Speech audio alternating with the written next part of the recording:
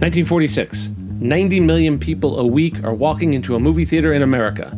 90 million out of a population of 140 million. I need you to sit with that number for a second because when I first looked it up, I didn't believe it either. 90 million tickets sold every single week in 1946. That's not a typo. That's not adjusted for inflation nonsense. That's more people than watch Sunday Night Football, the most watched regular show on TV, which averaged 23.5 million viewers per game in its record 2025 season. Even the biggest individual games in the NFL have topped out around 28 to 31 million viewers. That's the ceiling, not the average. The Super Bowl, the single largest television audience event in the U.S., happens once a year, has been landing around 120 to 127 million viewers in recent years. Except, this wasn't a once-a-year spectacle. This happened every week, for years. Go ahead and do the math on your own. 90 million out of a country of 140 million. That's nearly 2/3 of the entire country represented in ticket sales every single week. That's not a hit movie. That's not a cultural moment. That's the default way an entire nation spent a Tuesday night. Nothing since has come close. Not once, not ever again. That is, without exaggeration, the single greatest saturation any entertainment medium has ever achieved in the country. And then, over the next 10 years, more than half of that audience got up, walked out of the theater, and never fully came back. They didn't stop loving movies. They just stopped needing a reason to leave the house. Hey, I'm Mike. I studied film. I work in TV, which is going to be a little ironic in this episode. And if you love movies as much as I do, hit that subscribe button and get notified when new content's posted. If you're new here, this is Cinema Dead Yet? A series about every time people declared cinema as a medium dead and what actually happened next. In the last episode, we covered sound, the talkies, a technology that terrified Sergei Eisenstein and destroyed Buster Keaton. And in the end, cinema absorbed it, got stronger. Today, we're doing the same thing with an even bigger monster. Not a new way of making movies this time. A new technology that competed with movies for the one resource Hollywood actually needed to survive. Your time. To understand how big a deal television was, you have to understand what Hollywood looked like the moment before it arrived. The industry in 1946 was a machine, and it was running at absolute maximum output. This was the golden age of Hollywood. This was the studio system at full strength. 5 major studios, MGM, Paramount, Warner Brothers, 20th Century Fox, RKO, and 3 smaller ones, Universal Pictures, Columbia Pictures, and United Artists. And together, they didn't just make movies. They owned the actors the way a sports team owns the players. They owned the writers, the directors, the composers, the sound stages, the costume departments. Everything vertically integrated under one roof. And critically, this is the part people forget. The big studios, anyway, also owned the movie theaters, thousands of them, which meant a studio wasn't just producing a picture, it was guaranteeing its own picture a screen to play on in a system called block booking. Block bookings were a theater that wanted this year's big MGM star vehicle also had to book 6 mediocre B pictures from the same studio, sight unseen, whether they wanted them or not. It was a closed loop, total control from the moment an idea became a script to the moment an ass went into the seat. And it was making an absurd amount of money doing it. Post-war America in 1946 had disposable income for the first time in over a decade. Factories converting from the war effort, soldiers were home and starting families. And going to the movies 2, 3 times a week wasn't a treat. It was just what people did. There wasn't much else to do. It's part of the reason we got the baby boom. There was no home entertainment to speak of. Oh, radio, sure. But radio didn't have Rita Hayworth's face 40 feet tall. 90 million tickets sold a week. Box office revenue that adjusted for inflation, the modern industry has still never matched. If you were a studio executive in 1946, you'd have looked at those numbers and concluded that this business was going to run forever, exactly like this, at exactly this scale. And you would have been catastrophically and comically wrong. And the thing that proved studio executives wrong was sitting in the lab, about to get cheap enough to put in a living room. Television technology wasn't new in 1946. RCA had been demonstrating it since the 1939 World's Fair. What was new was affordability and infrastructure. Actual stations broadcasting actual programming coast to coast. In 1946, less than 1% of American homes had a television set. By 1954, more than half of them did. By the early 60s, it was pushing 90%. That is one of the fastest total market adoptions of a new technology in American history. And Hollywood had a front row seat to watch it happen in real time, because the effect on their business was immediate and brutal. Weekly attendance, which peaked around 90 million in 1946, was cut nearly in half by the mid-50s. Hundreds of theaters, actual buildings, actual jobs lost. Studio profits collapsed. And this is happening at the exact same moment the federal government hands Hollywood a second, unrelated gut punch. The 1948 Supreme Court decision in United States versus Paramount Pictures, the Paramount Decree, which ruled that the studio's ownership of theater chains was an illegal monopoly and forced them to sell off their theaters entirely. So imagine the position Hollywood's in, because it's worse than a new competitor showed up. The vertically integrated, closed-loop machine that had guaranteed profitability for 2 decades gets dismantled by the courts at almost the exact moment a free, in-home alternative starts eating the audience the machine depended on. 2 body blows landing together. So what specifically did television take? Let's be precise about it, because television killed the movies is too vague to be useful. It took the habit away. Going to the movies had been a default weeknight activity, the thing you did because there wasn't a better option. Television gave people a genuinely better option inside the house. Free, after the initial cost of the set, available every single night, no babysitter, no parking, no ticket. Specifically, it took the B-picture audience away. Cheap, contract stars and modest genre programs. The westerns, the crime pictures, the comedies that filled out a double feature. That entire tier of moviegoing was the first to die. Because television, at least early television, was frankly offering the same thing. Cheap, modest, familiar programming for free in your house. If the product was interchangeable, why pay for it?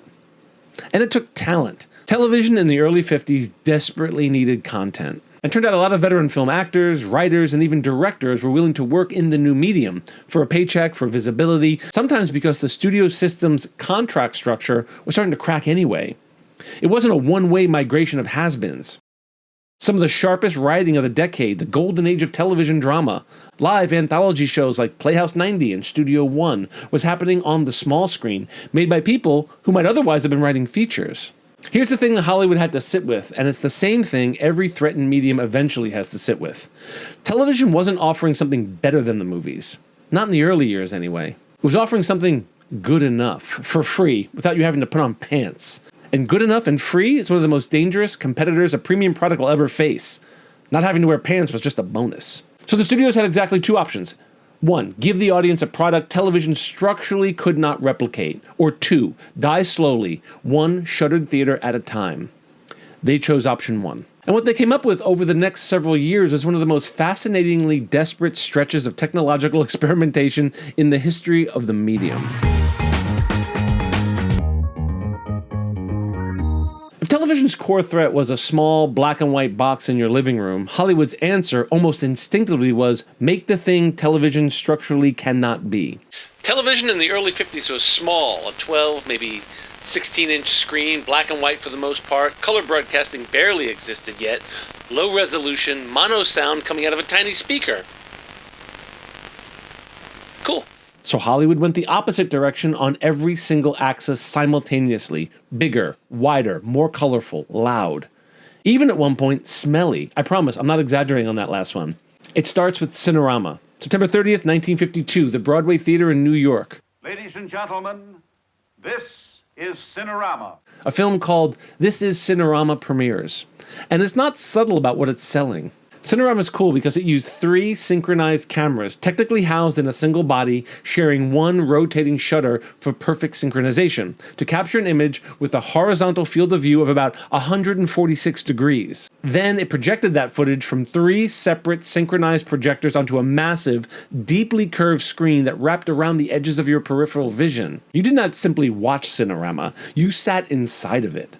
The signature sequence, the one that made audiences audibly gasp and, according to reports, occasionally grip their armrests, was a roller coaster ride filmed from the front car. The curved screen making the drops feel physically real in a way that flat, small screen television simply couldn't replicate.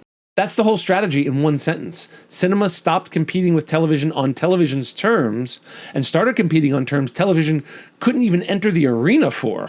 20th Century Fox took a cheaper, more scalable approach with CinemaScope, an anamorphic lens system that squeezed a wide image into a standard 35mm film, then unsqueezed it on projection, achieving a widescreen aspect ratio without Cinerama's 3-camera, 3-projector setup. The Robe in 1953 became the format's proof of concept and a massive hit, and within a couple of years, CinemaScope had basically become the standard format at Fox. Paramount countered with VistaVision, a competing widescreen format that ran the film horizontally through the camera for a larger negative area, and, they argued, a sharper image. Alfred Hitchcock would go on to shoot several of his best-known films in it, Vertigo and North by Northwest among them.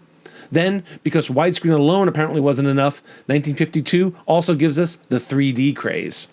Buona Devil opens that year, cardboard glasses and all, and becomes a genuine sensation. House of Wax follows in 1953, directed in one of the great ironic footnotes in film history by André de Toth, a man who had lost his sight in one eye and could not perceive stereoscopic depth at all. Vincent Price recalled it was one of the great Hollywood stories. When they wanted a director for the 3D film, they hired a man who couldn't see 3D at all. The 3D boom lasts roughly 2 years before audiences get tired of headaches and flimsy glasses and the format quietly recedes. Though, as anyone who sat through a wave of 3D re-releases over the past couple years, I can tell you, it never actually goes away. It just cycles back every generation or two, chasing the same panic. After 3D, the technology gets genuinely silly in the most delightful way. William Castle, the reigning king of the theatrical gimmick, a director who once wired theater seats to deliver a mild electric shock during a horror screening, installs actual vibrating motors under the seats for The Tingler in 1959. Something crawls on screen, your seat buzzes. He called it Percepto.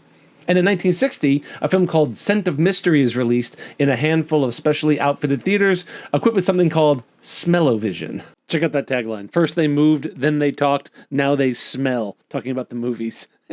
Smellovision pumps specific odors through the seats in sync with the picture. The smell of a rose, fresh bread. Yeah, it didn't go well.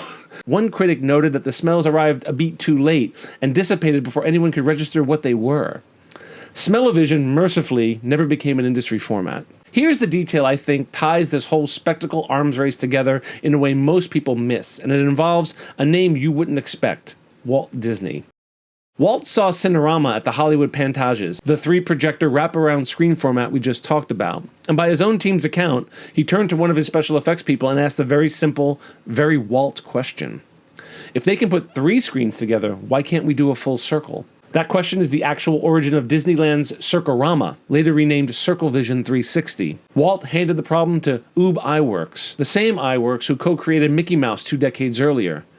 Iwerks built a rig of 11 synchronized 16mm cameras arranged in a circle, strapped it to the roof of a car, and captured a genuine 360-degree field of view. It debuted July 17, 1955, Disneyland's opening day, in Tomorrowland, with a 12-minute film called A Tour of the West. Now, here's why I think it matters more than just a fun trivia footnote.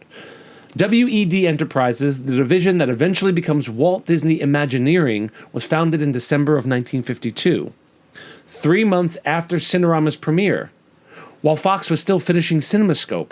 Walt wasn't watching the spectacle wars from a distance and taking notes for later. He was staffing up his park's entire research and development arm in the exact same 5-year window, pulling from the same technological anxiety and asking a version of the same question every studio was asking. The difference is what he did with the answer. The studios were trying to get you to leave the house and go sit in a bigger, curvier theater. Walt looked at the same 3-projector rig and asked, what if you didn't just watch the spectacle? What if you stood inside of it? Every major theme park immersive attraction that came after, the wraparound screens, the sensory environments, the idea that a ride could really just be a movie you're standing inside of, has a direct lineage back to that curved Cinerama screen Walt Disney saw in 1952. Television didn't just force cinema to get bigger and louder, it accidentally invented the theme park in the process. Cinerama, CinemaScope, VistaVision, Todd AO, 3D, Percepto, Smellovision, even Disneyland, and eventually Disney World. Look at that list. That is an industry throwing every conceivable idea at a wall, trying to answer one single existential question. Why should anyone leave the house? Some of it, CinemaScope, VistaVision, and widescreen photography, permanently changed how movies are shot to this day. Most of it, the vibrating seats, the smells, the 3D glasses, was a gimmick that burned hot and vanished, thankfully. But notice what all this has in common. Every single one of these formats is chasing spectacle. Scale, sensation, something a 12-inch black and white television couldn't, under any circumstance, replicate in a living room. Sound familiar? It's the exact same instinct that paves the way for IMAX and Dolby Atmos when streaming becomes the threat decades later. Every time a smaller screen threatens the big one's answer is to get bigger.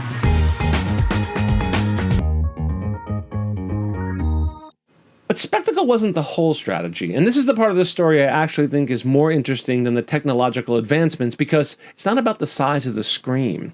It's about what was allowed to happen on that screen. Television in the 1950s was structurally a deeply conservative medium, not necessarily by the personal politics of the people making it, but by the business model underneath it. A network show was sponsored often by a single advertiser for the whole broadcast and beamed directly into your family living room where children might be watching. Standards and practices departments at the networks were famously strict. Adultery, addiction, real violence, moral ambiguity of almost any kind, these were, at minimum, extremely difficult to get on the air. Television became a place where perfect families were portrayed living their perfect lives. Everyone ate Wonder Bread and drank their Ovaltine. Cinema, meanwhile, had spent decades operating under its own internal censorship regime, the Hays Code. The Hays Code was adopted back in the early 30s, which dictated in genuinely granular detail what a Hollywood picture could and could not depict. No glorification of crime, married couples in separate twin beds, that sort of thing. But by the 1950s, the Hays Code was cracking. Directors and studios increasingly pushed against it, sometimes releasing films without code approval entirely and daring audiences to show up anyway. And they did. The code would formally collapse by the late 60s, replaced by the voluntary rating system we still use today. But the erosion starts here in the 50s, and it's not a coincidence. It's a direct response to competitive pressure. If television by its very nature could never show you certain things, then cinema had an obvious lane completely to itself, become the place adults went to see stories television could not tell. 1955, Marty wins Best Picture. No spectacle, no widescreen gimmick, a small, quiet character study about a lonely Bronx butcher who doesn't believe he deserves love. In the same year, we get The Man with the Golden Arm, which tackles heroin addiction head-on. It refused code approval. They released it anyway. It was a huge hit. This is the other half of Hollywood's answer to television, and I'd argue it's the half that mattered more in the long run. Not make the screen bigger, but make the content something television by design was not permitted to be.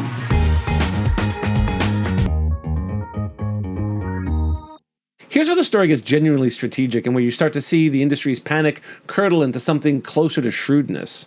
Because at the same time, some studios were fighting television with bigger screens and franker content, others looked at the numbers and made a different calculation entirely. Television wasn't going away, so why not just own a piece of it? Walt Disney made the boldest move of the decade in this respect. In 1954, Disney struck a deal with ABC. At the time, ABC was the weakest of the three networks and was desperate for a marquee partner to produce a weekly television series. Walt called it Disneyland. Disneyland was one of Walt's more brilliant ideas. He created the show primarily as a way to preview his upcoming theme park of the same name he was building in Anaheim and secure funding for its construction. It also served as a weekly promotional vehicle for Disney's upcoming theatrical releases. ABC got a hit show, Disney got a network television-sized megaphone pointed directly at the exact family audience that had stopped coming to the movies as often. It was frankly brilliant. Disney didn't treat television as the enemy. He treated it as the world's largest advertisement platform, and it worked so well that the model is essentially still running today. Other studios found a quieter but arguably more consequential way to make peace with the enemy. They started selling their old film libraries directly to television stations, which were desperate for cheap programming to fill out broadcast hours. Movies that had already made their theatrical money years earlier suddenly became new revenue streams. Sold and resold, playing on local affiliates on a Saturday afternoon. It's a strange irony worth sitting with for a second. The medium that was killing the movie theater business became one of the primary ways an entire generation of Americans actually watched old movies for the first time. It was creating cinephiles out of an entire generation of kids raised on television. This is where I have to tell you, television is one of the reasons I do what I do. I sat in front of HBO for most of my childhood watching mostly terrible movies, but some real gems over and over and over again. I watched movies so often that my brother and I would communicate in movie quotes. We called it movie Tourette's. Anyway, Hollywood didn't just take Hollywood's audience. It also became, unglamorously, a breeding ground for some of Hollywood's biggest fans.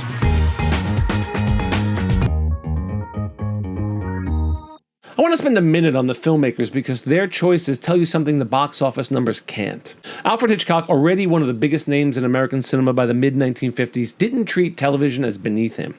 In 1955, he launches Alfred Hitchcock Presents, hosting and occasionally directing episodes of a half-hour anthology series, and it becomes one of the most successful and influential shows of the decade. Hitchcock wasn't slumming, he was building a brand, a public persona, that dry, macabre, on-camera presence that ran in parallel with and actively fed his theatrical career. Vertigo, North by Northwest, Psycho, all made during or right around his television years. And Psycho in particular was shot fast and cheap using his television crew, because Hitchcock understood something a lot of his peers didn't yet. The two mediums could feed off each other instead of competing.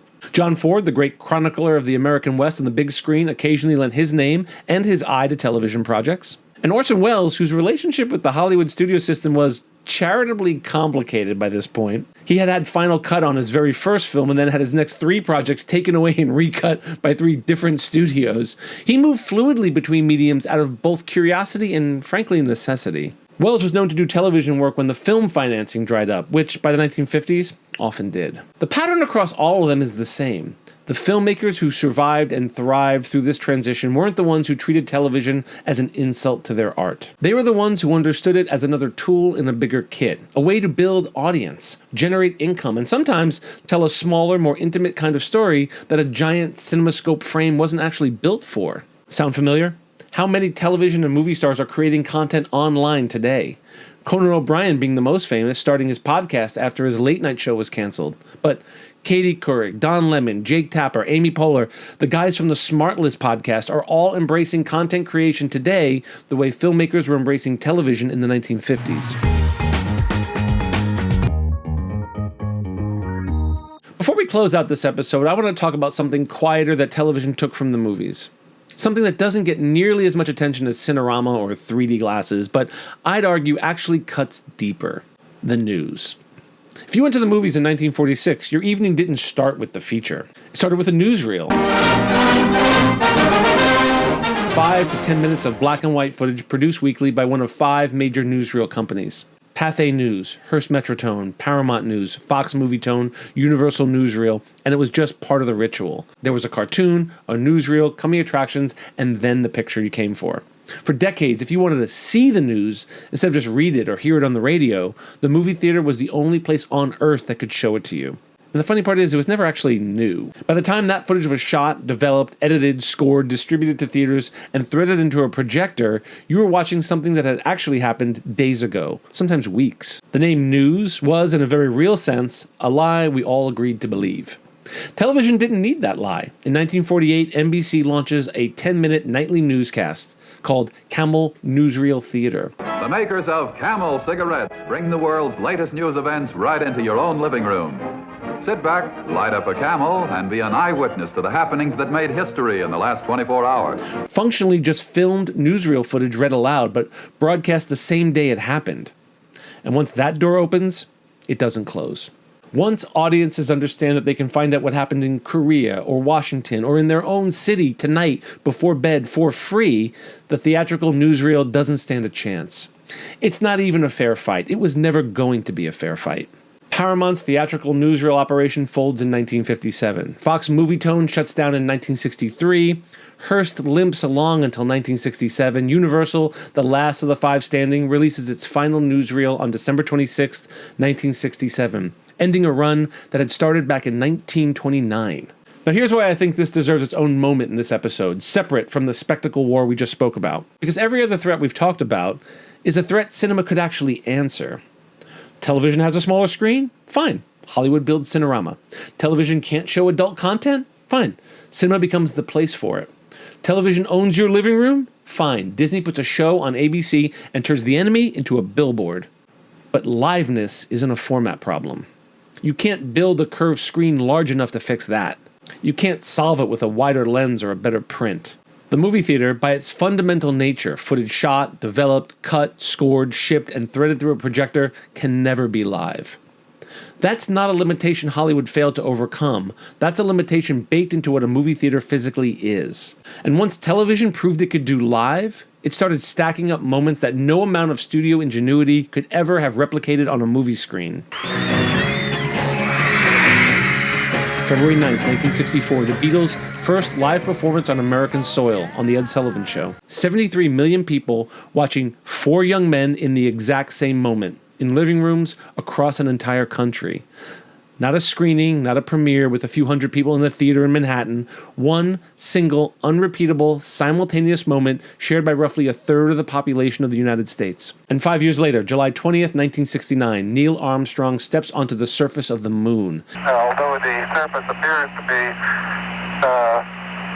very, very fine-grained as you get close to it, it's almost like a powder. And somewhere between 600 and 650 million human beings worldwide watch it happen as it happens. In the United States alone, something like 93% of households with a television running that night were tuned to it. Not because the studio marketed it well, because it was actually truly happening right then, and television was the only medium on Earth built to let you witness it in real time. Sure, theaters could give you Lawrence of Arabia on a 70-foot curved screen with 6-channel stereophonic sound, and it would still permanently, structurally, never be able to give you a moment that the entire world can share simultaneously. This is one casualty in our whole story that Hollywood never got back. Not because nobody tried, because there was nothing to try. You can't out-spectacle a live broadcast from the moon.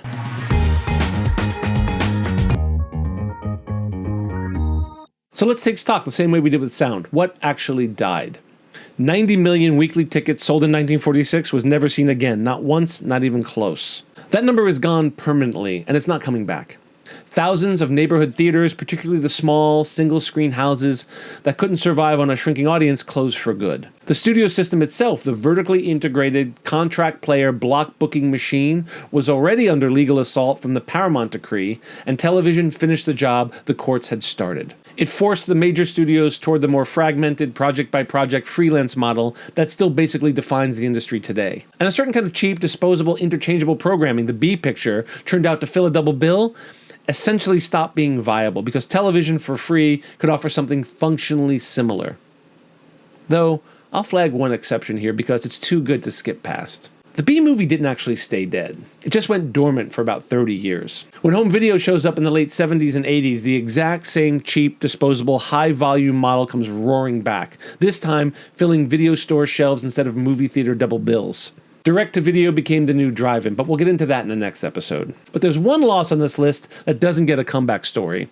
The newsreel. That one doesn't come back in 30 years or ever, because there was never a format cinema could invent to win it back. Television didn't outcompete the newsreel. It made the newsreel a logical impossibility the moment audiences understood that the news could mean right now instead of last Tuesday. A movie theater cannot, by definition, show you something as it's happening. Yes, I know that with digital projection it is possible, and the theaters even promote such events that happen in multiple cities simultaneously. But come on, now the theaters have to compete with phones. Portable, constantly connected little media machines right in your hip pocket. I feel confident saying that breaking news and live events is one thing that is a casualty in this whole story that isn't a business model problem waiting for a clever fix. It's a structural fact about what a movie screen physically is, and Hollywood never got it back because there was nothing to get back. The thing itself simply stopped being possible in a theater permanently the day television proved it could do it instead. And now we're seeing mobile phones doing it even better than television. What didn't die is the more interesting half of this story, because it's not just cinema survived. It was that cinema got forced to figure out what it was actually for. In a way, the comfortable, captive audience business of 1946 never required it to do. When you have 90 million people walking through the door every week, regardless of what you put on screen, you don't have much incentive to innovate. You have every incentive to repeat the formula that's already working. Television took that safety net away entirely. And the industry's response, genuinely desperate, occasionally ridiculous, sometimes brilliant, is what actually produced the widescreen photographic language we still use today. An entire generation of films willing to say things television legally and culturally could not, and a smarter, more collaborative relationship between the two mediums than either side wanted to admit in 1952. We established back in our sound episode that a threatening new technology often reveals something already wrong underneath the surface. Sound didn't kill a healthy silent cinema. It arrived right as silent cinema was calcifying into a monotonous, standardized star system. The same diagnosis applies here, maybe even more precisely. Television didn't kill a healthy studio system. It arrived the exact moment that system's core structure, the theater ownership, the block booking, the contract player monopoly, was already being dismantled by a federal court for being exactly the kind of complacent, closed monopoly that stops innovating once it stops being threatened. Television was a shock, but the complacency was already there, waiting to be exposed. And the reckoning it forced, bigger screens, franker stories, a genuine partnership instead of a turf war, didn't just help cinema survive the 1950s. It's a big part of what set the table for the next real renaissance in American film, the one that arrives about a decade later, when a new generation of directors raised on both movies and television start to really push cinema into new, uncharted territory. Television didn't kill cinema. It made cinema remember that it had to earn your viewership. That's episode 2 of Is Cinema Dead Yet? Next time, home video, VHS, Betamax, and the format war that had studios convinced people would simply stop going to theaters forever if they could just rent the movie instead. Spoiler, they were wrong about that too, but not for the reason you'd think. As always, this isn't the final word on the subject. I'd love to read your thoughts in the comments below. Tell me what I missed. Tell me I'm wrong. Hey, I can take it. I have thick skin. As always, film is about community. I'm Mike, and I love movies.